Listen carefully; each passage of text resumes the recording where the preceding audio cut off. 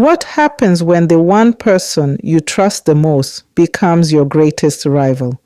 Can friendship survive envy, betrayal, and the unexpected twist of fate? This is the story of Amara and Kemi, two close friends whose bond is tested when jealousy creeps into their lives. Their story will take you through the bustling hallways of Ruby High School, the thrill of success, the sting of betrayal, and the power of forgiveness. Let's dive into this tale of friendship, ambition, and redemption. Amara and Kemi had been friends since kindergarten, the kind of friendship that seemed unshakable. They did everything together, studied, played, and even shared dreams about their future. Amara was the lively and outgoing one, while Kemi was more reserved and thoughtful. Their differences complemented each other, making them the perfect duo. When they entered secondary school, their bond deepened. Amara excelled in sports, becoming the captain of the girls' soccer team, while Kemi was the brainiac, always topping the class. Despite their different talents, they cheered each other on, proud of each other's successes. But everything began to change when Amara suddenly started to excel academically too. She started taking first place in class tests, overtaking Kemi's usual top spot. Teachers and students acknowledged her intelligence and athletic ability, calling her the Golden Girl. Kemi smiled on the outside, but deep down, her heart began to ache. How could her best friend shine so brightly in every area while she was being overshadowed? The seeds of envy began to sprout. One fateful day during a school assembly, Amara was awarded the All-Round Excellence Award. Kemi clapped for her, but her hands trembled. She was not happy in her heart. She felt like a failure. Why was she second to Amara? Why couldn't Amara stay in her athletic lane and leave the academics to her? She asked herself. That night, as she stared at her books, she could not concentrate. That was when she began to plot. Kemi's first attempt at sabotage was understated. During a group project presentation, she deliberately gave Amara the wrong information about their segment. Amara, unaware and trusting, confidently presented the inaccurate data, which led to her being criticized by her teacher.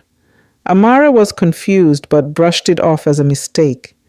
Kemi pretended to console her, but inside she felt a small victory. She thought, finally, I'm back on top. However, Amara's resilience surprised her. Instead of wallowing in embarrassment, she worked even harder. Her next test score was flawless, earning her yet another round of applause from the class. Frustrated, Kemi escalated her efforts. She tampered with Amara's soccer boots before an important game, loosening the laces just enough to cause discomfort. When Amara tripped and fell during a crucial moment, the team lost the match. Amara was devastated, but once again she refused to let it hold her back. Her positivity enraged Kemi even more. Why won't she just fail, Kemi thought, the envy consuming her like wildfire. Kemi's next plot was more insidious. She began spreading rumors about Amara around the school. She whispered to classmates that Amara was arrogant and only cared about winning. The rumors spread like wildfire, and soon Amara noticed that some of her friends were avoiding her. Even her teammates started giving her cold looks. Confused and hurt, Amara confronted Kemi, asking if she had heard anything about her. She told Kemi how 3 of her teammates were in the locker room talking in hushed voices, and she bet she heard her name being mentioned. However, as she entered the locker room, the trio stopped talking and walked away without saying hello or responding to her greetings. Kemi immediately feigned innocence, putting on her best sympathetic face. "People are just jealous of you, Amara," she said, masking her guilt with fake concern. Despite her outward composure, Amara's spirit began to waver. She confided in her mother, who encouraged her to stay focused and true to herself. Amara took the advice to heart and pushed forward, determined to silence the negativity through her actions. But Kemi wasn't done plotting yet. Seeing Amara unbroken but striving forward despite it all enraged her more. She was about to cross a line that would change everything. Kemi forged a nasty letter supposedly written by Amara, mocking their classmates and teachers. She slipped the letter into the class captain, Neka's desk, ensuring it would be found. As soon as the letter was discovered, chaos erupted. Amara was summoned to the principal's office, where she firmly denied writing the letter. However, the handwriting looked very similar to hers, and her protests fell on deaf ears. There were going to be consequences for her actions, the principal told her. Effective immediately, she was suspended from the soccer team and banned from participating in upcoming academic competitions. Amara tried to plead her case again, that she didn't write the letter and didn't know how it came about. But finally, it was a lost cause, so she accepted the punishment with a heavy heart. Tears streamed down her face as she left the office, her world and reputation crumbling around her. Why was all this happening to her? She asked herself amidst her sobs. Meanwhile, Kemi watched from afar, her heart pounding. She had finally succeeded, or so she thought. But she started to feel a sense of guilt. Was this really what she wanted to happen? All she wanted was to return to the top of the class and get some recognition. She didn't mean to ruin her friend. Unknown to Kemi, a classmate, Ejiro had seen her placing the letter on Neka's desk. Ejiro was very smart, so she waited to see what was going on. While Kemi was observing Amara coming out of the principal's office, she failed to notice Ejiro observing her, trying to piece together the puzzle. Kemi walked up to Amara's bunk in their hostel room, where she was sobbing, and offered her a shoulder to cry on. She consoled her and told her that all would be well and everything would be fine. Amara, oblivious of her friend's role in her predicament, trusted her and was thankful that even when everyone had abandoned her, Kemi was the only one who seemed to stand by her.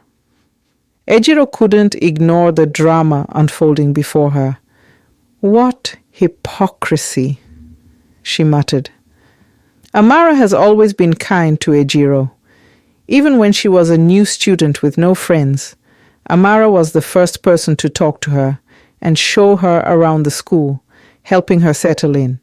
She had great respect for Amara and couldn't bear to see her go through this, knowing she was innocent of what she was accused of. The next day, Ejiro marched over to the principal's office and exposed the truth. She told the principal how she had seen Kemi place the letter, which was later found by Neka. The principal called Kemi in for questioning, and under pressure, she broke down and confessed.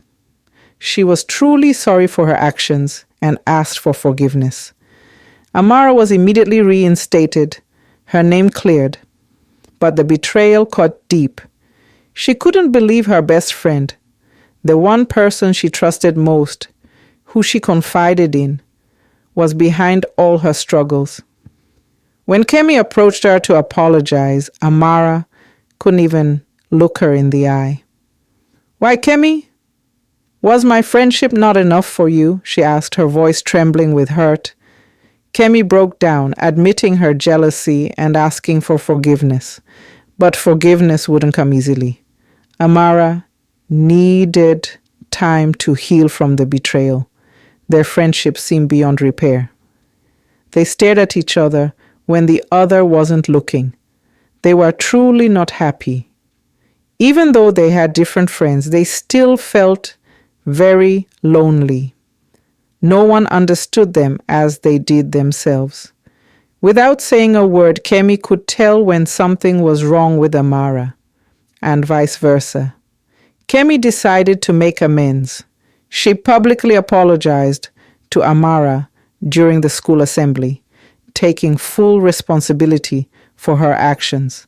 Though it was humiliating, she knew it was the right thing to do. Amara watched from the audience, her heart softening. Kemi had gone through a lot already. The principal saw to it that she was punished for what she did. Amara could see genuine remorse in Kemi's eyes and began considering the possibility of forgiveness. They had been friends so long, so she couldn't keep a hard heart for long. She accepted Kemi's apology, but as the saying goes, once bitten, twice shy. Kemi could see that Amara was cautious around her and acted like she was walking on ice around her. She wanted their friendship to be back to what it was. However, over time, the two began to rebuild their friendship, though it was slow and delicate. They learned to celebrate each other's strengths rather than compete. Their classmates talked about the incident with Kemi and Amara, and for years, they were used as examples when the topic of honesty, forgiveness, and self-growth came about. In conclusion, the story of Amara and Kemi teaches us that envy is a destructive force, but redemption is always possible. True friendship is built on trust, love, and the ability to uplift one another. So, dear viewers, what would you have done if you were in Amara's shoes? Do you think Kemi deserved a second chance? Have you ever faced jealousy in a friendship, and how did you handle it? Let us know in the comment section. Thank you for watching. I truly appreciate your support and would love for you to be part of our growing community. Don't forget to hit the like and subscribe button, as your engagement helps us grow, and turn on the notification bell so you never miss an inspiring and entertaining video. See you in the next one.